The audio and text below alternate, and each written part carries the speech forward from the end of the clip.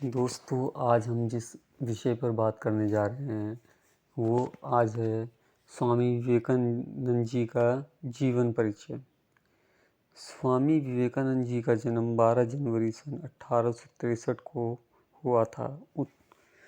उनका घर का नाम नरेंद्र दत्त था। उनके पिता विश्वनाथ दत्त पाश्चात्य सभ्यता में विश्वास रखते थे। वे अपने पुत्र नरेंद्र को भी अंग्रेजी पढ़ाकर पाश्चात्य सभ्यता के ढंग पर ही चलाना चाहते थे। नरेंद्र की बुद्धि बचपन से ही बड़ी तीव्र थी और परमात्मा को पाने की लालसा भी प्रबल थी। इस हेतु वे पहले ब्रह्मा समाज में गए, किंतु वहाँ उनके चित्त को संतोष नहीं हुआ। सन 1884 में विश्वनाथ दत्त की मृत्यु हो गई। घर का भार नरेंद्र पर पड़ा। घर की दशा बहुत खराब थी। खुशहाल यह थी कि नरेंद्र का विवाह नहीं हुआ था। अत्यंत गरीब नरेंद्र बड़े अतिथि सेवी थे। स्वयं भूखे रहकर अतिथि को भोजन कराते, स्वयं बाहर वर्षा में रात भर भीगते ठिठुरते पड़े रहते और अतिथि को अपने बिस्तर पर सुला देते। राम कृष्ण परमहंस की प्रशंसा सुनकर नरेंद्र उनके पास पहले तो तर्क करने के विचार से ही गए थे, किंतु परमहंस जी ने देखते ही पहचान लिया कि ये तो वही शिष्य है जिसका उन्हें कई दिनों से इंतजार है। परमहंस जी की कृपा से इनको आत्म साक्षात्कार हुआ। फलस्वरूप नरेंद्र परमहंस जी के शिष्यों में प्रमुख हो गए। संन्यास लेने के बाद इनका नाम विवेकानंद हुआ। स्वामी विवेकानंद अपना जीवन अपने गुरुदेव स्वामी रामकृष्ण परमहंस को समर्पित कर चुके थे। गुरुदेव के शरीर त्याग के दिनों में अपने घर और कुटुंब की नाजुक हालत की परवाह किए बिना, स्वयं के भोजन की परवाह किए बिना गुरु सेवा में सतत हाजिर रहते थे। गुरुदेव का शरीर अत्यंत रुग्ण हो गया था। कैंसर के कारण गले में से थूक, रक्त, कफ आदि निकलता था। इन सब की सफाई वे खूब ध्यान से करते थे।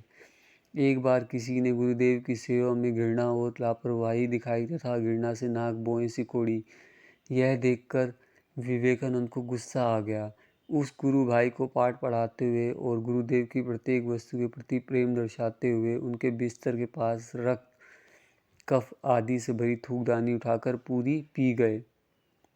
गुरु के प्रति ऐसी अनन्य भक्ति और निष्ठा के वर्ताव से ही वे अपने गुरु के शरीर और उनके दिव्यात्म आदर्शों की उत्तम सेवा कर सके। गुरुदेव को वे समझ सके, स्वयं के अस्तित्व को गुरुदेव के स्वरूप में विलीन कर सके। समग्र विश्व में भारत के अमूल्य आध्यात्मिक खजाने की महक फैला सके। उनके इस महान व्यक्तित्व की नींव में थी ऐसी गुरु भक्ति, गुरु सेवा और गुरु के प्रति अनन्य निष्ठा। 25 वर्ष की अवस्था में नरेंद्र दत्त ने गेरुआ वस्त्र पहन लिए। तत्पश्चात उन्होंने पैदल ही पूरे भारतवर्ष की यात्रा की। सन 1893 में शिकागो, अमेरिका में विश्व धर्म परिषद हो रही थी।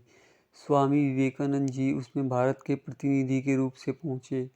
यूरोप, अमेरिका के लोग उस समय पराधीन भारतवासियों को बहुत ही दीन दृष्टि से देखते थे, बहुत ही हीन दृष्टि से देखते थे। वहाँ लोगों ने बहुत प्रयत्न किया स्वामी विवेकानंद को सर्वधर्म परिषद में बोलने का समय ही न मिले। एक अमेरिकन प्रोफेसर के प्रयास से उन्हें थोड़ा समय मिला, किंतु उनके विचार सुनकर सभी विद्वान चकित हो गए। फिर तो अमेरिका में भी उनका बड़ा स्वागत हुआ। वहाँ इनके भक्तों का एक बड़ा समुदाय हो गया। 3 वर्ष तक वे अमेरिका रहे और वहाँ के लोगों को भारतीय तत्व ज्ञान की अद्भुत ज्योति प्रदान करते रहे। अध्यात्म विद्या और भारतीय दर्शन के बिना विश्व अनाथ हो जाएगा, यह स्वामी विवेकानंद जी का दृढ़ विश्वास था। अमेरिका में उन्होंने रामकृष्ण मिशन की अनेक शाखाएं स्थापित की। उन्हें अमेरिकन विद्वानों ने उनका शिष्यत्व ग्रहण किया। वे सदा अपने को गरीबों का सेवक कहते थे। भारत के गौरव का देश देशांतरों में उज्जवल करने का उन्होंने सदा प्रयत्न किया। 4 जुलाई 1902 को उन्होंने देह त्याग किया।